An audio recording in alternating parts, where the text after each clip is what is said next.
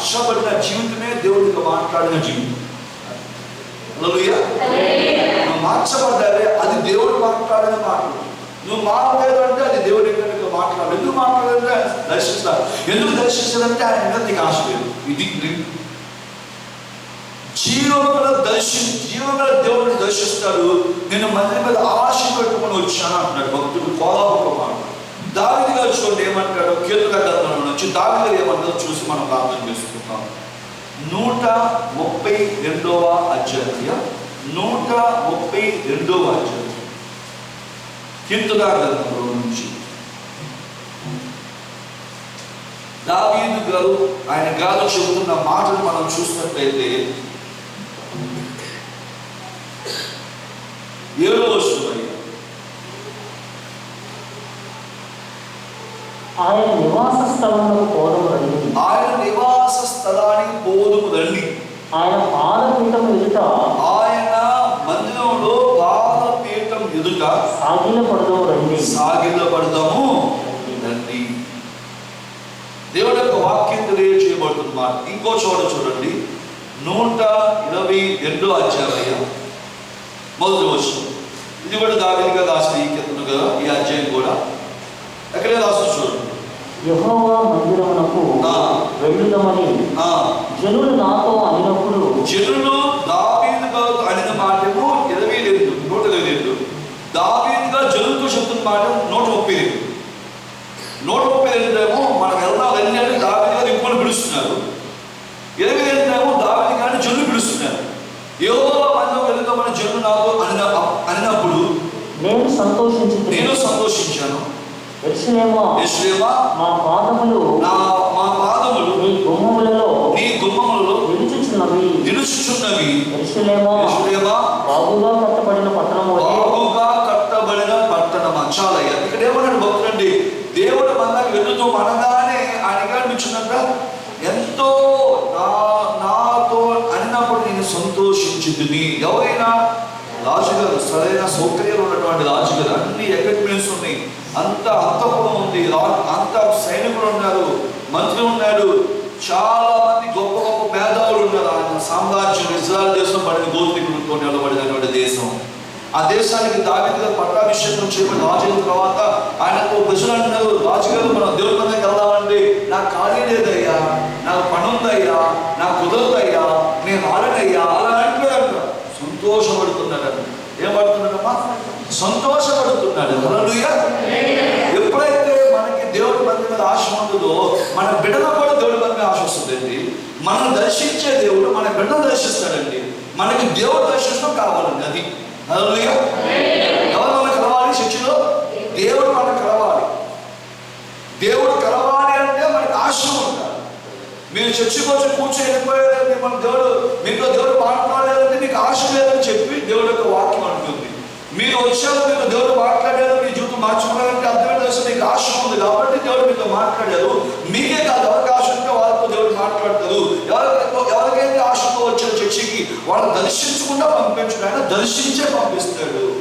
ఆయన నిన్ను దర్శిస్తాడు, నీతో మాట్లాడుతాడు, నీతో నిన్ను చక్కదిద్దుతాడు, నీ కుటుంబాన్ని చక్కదిద్దుతాడు. ఇదిగో నిన్ను అబ్రహాములాగా చేస్తాను, నిన్ను పౌలులాగా చేస్తాను, నిన్ను ఇస్సాకులాగా చేస్తాను. నీతో మాట్లాడుతున్నప్పుడు నీకు వచ్చే నిబ్బరము, ధైర్యము లోకంలో ఎవరికి రాదు. హల్లెలూయా.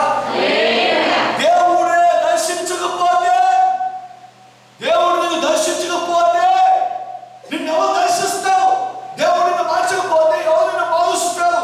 దేవుడిని సంధించకపోతే ఎవరు సంధిస్తారు?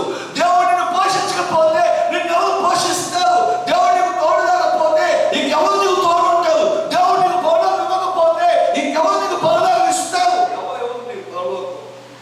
యేసయ్య ఒక్కడే చనిపోయాడు మన కోసం, నీ కోసం, నీ కోసం, నీ కోసం. మీ అమ్మగారు చనిపోలేదు, నాన్నగారు చనిపోలేదు, అక్క చనిపోలేదు, అన్నయ్య చనిపోలేదు, తమ్ముడు చనిపోలేదు, బాబాయ్ పిన్ని చనిపోలేదు. నీ కోసం నీ భర్త కూడా చనిపోలేదు, నీ కోసం నీ భార్య చనిపోలేదు, నీ కోసం ఒక ఆయన చనిపోయాడు. లోకంలోకి వచ్చి ఆయన చనిపోలేని వాడు, చావు లేని వాడు నీ కోసం చనిపోయాడు. నీకు చావు లేకుండా చేయడం కోసం చావు ఎందుకు వెళ్ళి నానా ఒళ్ళు మీద కొట్టి వచ్చాడు, సమాధానం నుంచి బయటకు వచ్చాడు. నిన్ను సమాధానం ఉంచకుండా సమాధానం నుంచి బయట తీసుకొద్దాం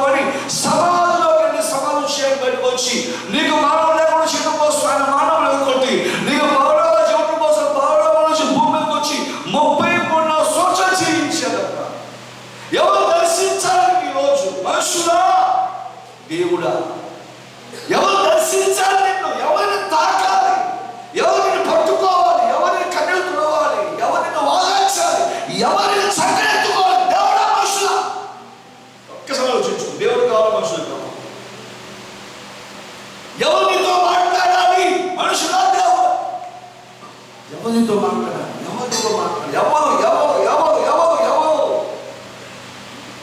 ఎవరి మీద ఆశ పెట్టుకున్నావో వాళ్ళ మీద ఉన్న ప్రభావం మీద పనిచేస్తుంది.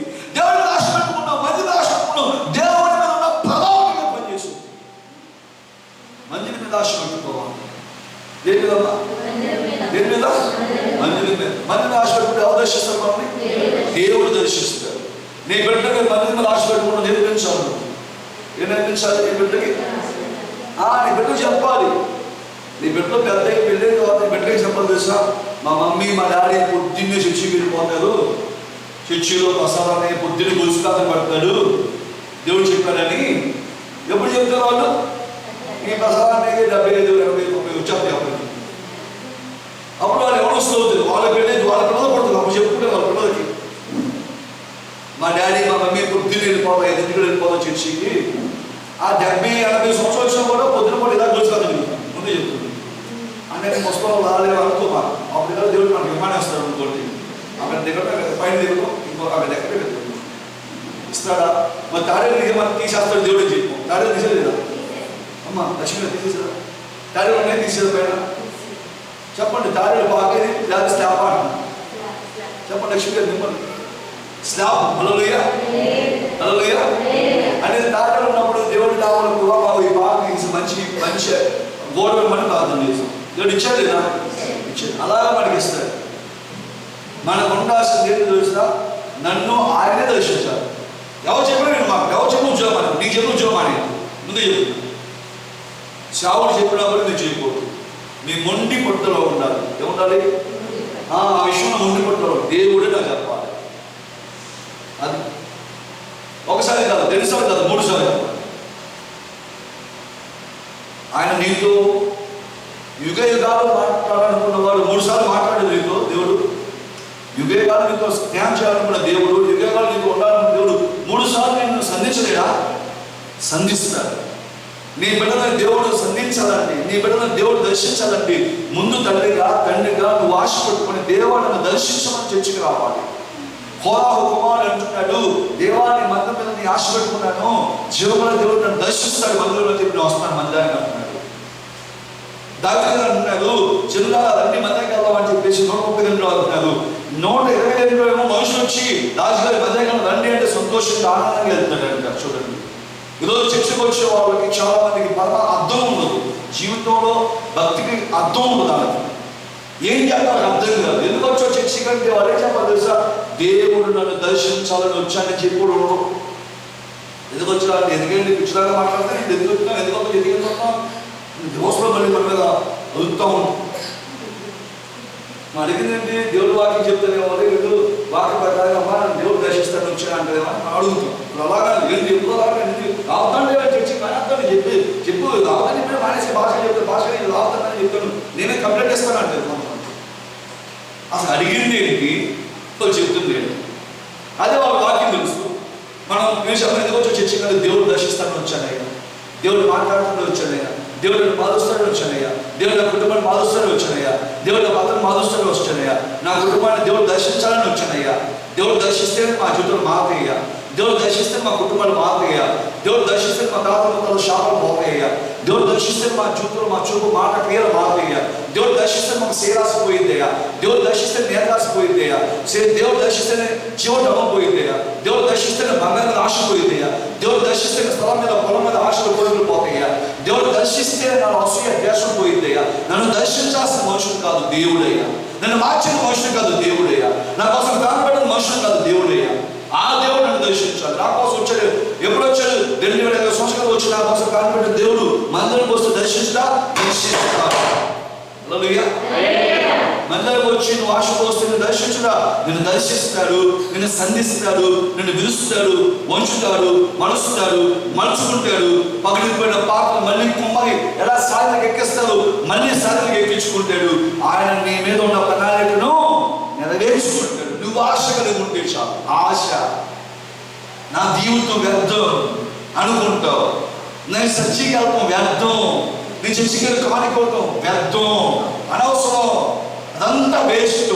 ఎందుకంటావు అంటే ఆశ లేదు నీకు అసలు ముందు. ఏంటిదంటమ్మా చెప్పండి, ఏంటి మనకి ఆశ లేని వారు నిరాశతో కూడిన మాటలు మాట్లాడతారు. ఆశ లేని వాళ్ళు ఎలాంటి మాటలు మాట్లాడతారు? నిరాశ. ఏం చేస్తున్నాం, ఏదన్నా మనం ఎక్కడికి వెళ్ళాలంటే ఎందుకు అనవసరం, ఎందుకు కట్టుకునేది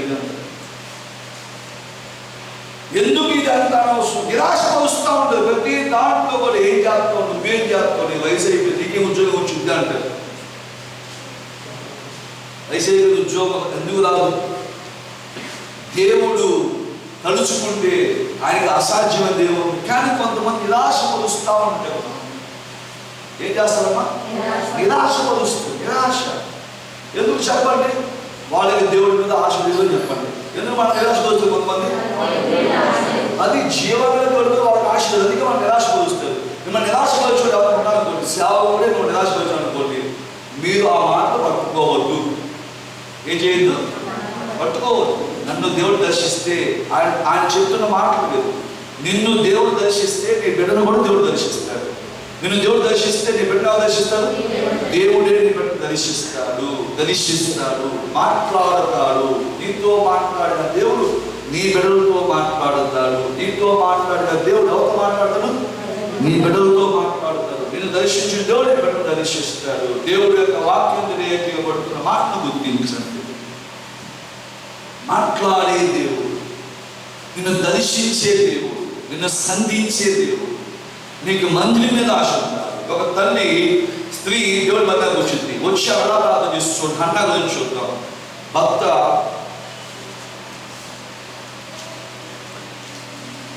మొదటి సమయాన్ని కాదు అయ్యా, 1వ అధ్యాయం 10వ వచనం. ఎల్కానా, పెనిన్నా అని ఇంకో భార్య ఉంటుంది. ఫస్ట్ భార్య హన్నా. ఈ హన్నా వచ్చి దేవుడి శిక్షుడు ఎలా ప్రార్థన చేసుకుని చూద్దాం. 1వ అధ్యాయం అయ్యా 10వ వచనం. మొదటి సమయాన్ని కాదు 1వ అధ్యాయం 10వ వచనం. బహు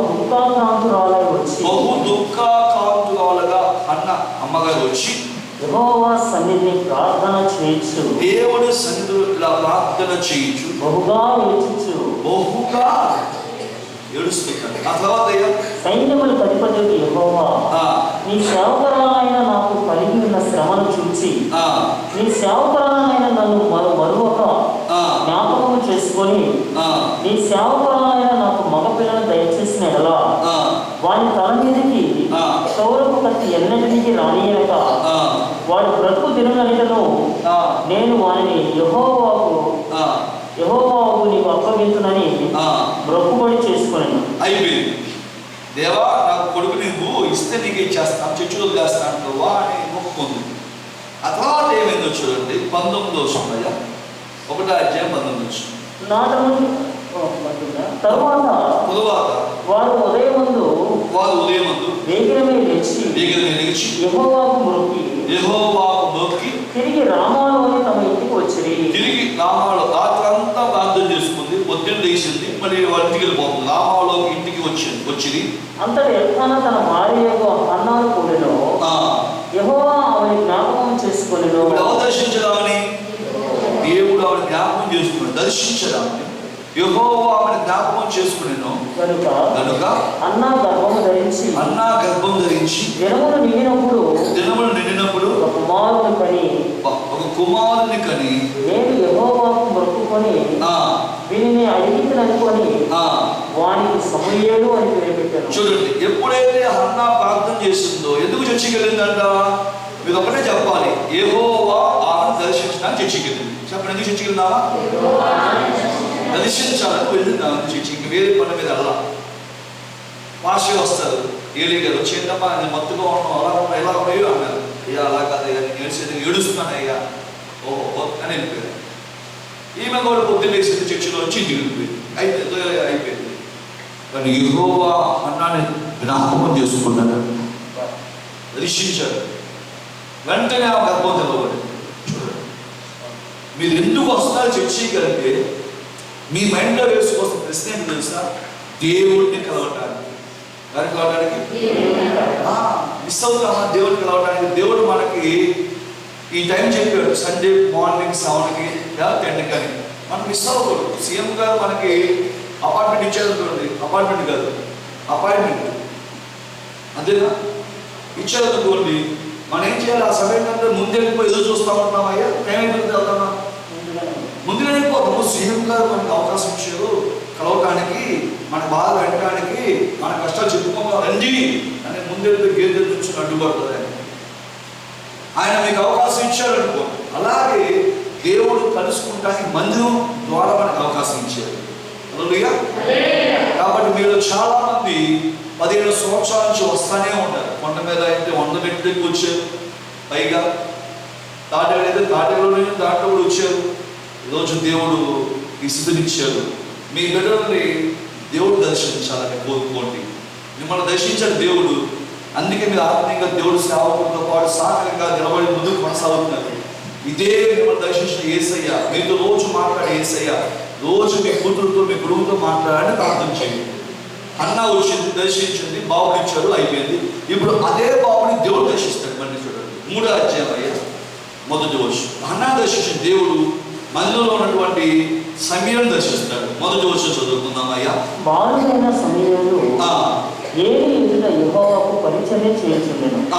ఆ దినములలో యెహోవా వాక్కు ప్రత్యక్షమగుట అరుదు. యెహోవా వాక్కు అసలు ప్రత్యక్షమవడం తక్కువ, అరుదు. ప్రత్యక్షము తరచుగా తటస్థించడం లేదు. అసలు ప్రత్యక్షత రావట్లేదు. ఏలికి రావట్లేదు, హుబ్లీ నివాసిన బిడ్డ రావట్లేదు. ప్రత్యక్షత తరచుగా తటస్థించడం అరుదు. చదవండి అయ్యా. ఆ కాలమందు అలాంటి కాలంలో ఏలీ కన్నులు మంద దృష్టి కలవైనందున, ఏలీ కన్ను చాలా మసక రావడం వలన అతడు చూడలేక తన స్థలమందు పండుకొని ఉండగాను, దీపము ఆరిపోకమునుపు సమూయేలు దేవుని మందసమందున్న యెహోవా మందిరంలో పండుకొని ఉండగాను, యెహోవా సమూయేలును పిలిచెను. యెహోవా మందిరంలో పడుకొని ఉండగా యెహోవా సమూయేలును పిలిచాడు. అదే మందిరంలో హన్నా ప్రార్థన విన్న దేవుడు అదే మందిరంలో సమూయేలుతో బాలుడుగా ఉండగా సమూయేలును దర్శించాడు. హన్నాని జ్ఞాపకం చేసుకున్న దేవుడు సమూయేలుని జ్ఞాపకం చేసుకున్నాడు. రోజు తండ్రిగా ఏం కోరుకోవాలి? దేవా, నా కొడుకుతో నువ్వు మాట్లాడయ్యా, చర్చికి వస్తాడయ్యా, నా కొడుకును నువ్వు దర్శించయ్యా, నా కొడుకు ఎలా వచ్చాడు ఆ ఇంటికి రాడయ్యా, దేవుడి సంబంధిగా ఇంటికి వస్తాడయ్యా అని ఏడ్చే తండ్రిగా నిలబడాలి. అంటే నీకు ఉండాలి కాన్ఫిడెన్స్ ఉండాలి. నీకు చర్చికి వెళ్తున్నాను, చర్చిలో దేవుడు దర్శించగలుగుతున్నాను, చర్చిలో దేవుడు మనసు ఉంది, చర్చిలో దేవుడు కన్ను ఉంది, చర్చికి దేవుడి పేరు ఉంది, నిత్యము ఉంటుంది కాబట్టి నేను వెళ్ళి దేవుడు దర్శించి దేవుడు కలిసి అక్కడ మోకరించి నా కొడుకుని ఇక్కడ దర్శించు, నా కొడుకుని దర్శించు, నన్ను దర్శించడానికి నా భర్తను దర్శించు, నన్ను దర్శించడానికి నా కుటుంబాన్ని దర్శించు, నన్ను దర్శించడానికి నా బంధువులు దర్శించు, నన్ను దర్శించడానికి నా జిల్లా దర్శించు, నన్ను దర్శించడానికి నా రాష్ట్రాన్ని, నా దేశాన్ని దర్శించు అని ఆడవాలి, రానివ్వాలి, మోకరించాలి, కన్నీళ్లు మయంగా ఉండాలి. ఎందుకంటే దేవుడు దర్శించని దేశం, దేవుడు దర్శించని ప్రాంతం, దేవుడు దర్శించని జీవితం ఈరోజు అనగాలిపోయింది, ఎండిపోయింది. వర్షం కురవకపోతే ఆ రోజు 3 సంవత్సరాలు వర్షం లేక అనేక ప్రాంతాలు ఎండిపోయినట్టుగా ఈ కరోనా గురించి 2 సంవత్సరాల నుంచి వ్యాపారాలు, కాలేజీలు, స్కూళ్ళు, కొన్ని చర్చిలు ఎండిపోయినాయి. ఖాళీ దుమ్ము పట్టేసినాయి. చర్చి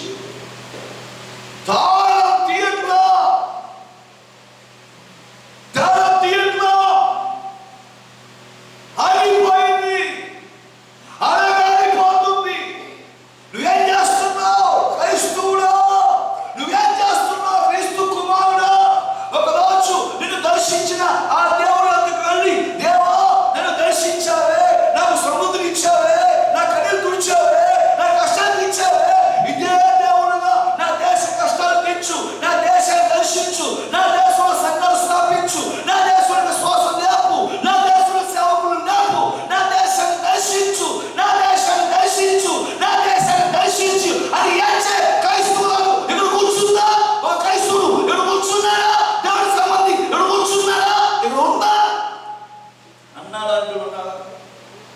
దేవుడు దర్శించకుండా ఈ ప్రపంచంలో ఎవరు మాట్లాడారు? అందుకే జీవనాల దేవుడు దర్శించుకుని నేను మన దగ్గర కూర్చోను. కోలాకుమారుడు దావీదు గారు మన దగ్గర ఆనందంగా మన దగ్గర వెళ్తున్నాడు, ఆనందంతో మన దగ్గర వెళ్తున్నాడు, సంతోషంగా మన దగ్గర వెళ్తున్నాడు.